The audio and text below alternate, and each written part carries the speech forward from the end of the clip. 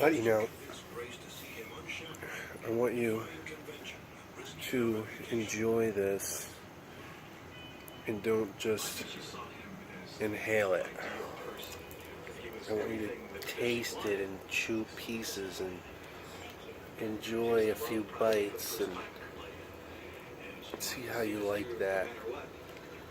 Yeah, so you get to taste all the layers. Because if I just put it there, you would just inhale it and swallow it all without even chewing it. You didn't even get to taste the lettuce. I don't know if you had cheese in there.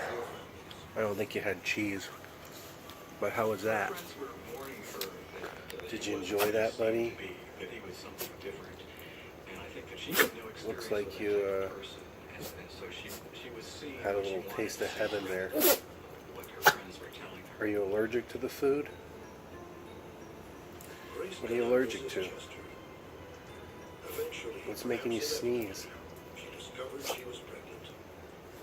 Alright, well I'm going to eat the rest of my sandwich and I might save you one last bite. Depends though, because it's really delicious. Got ham, cheese, mayo, salami, lettuce, and I didn't put the tomatoes on it, I just put the tomatoes on the side.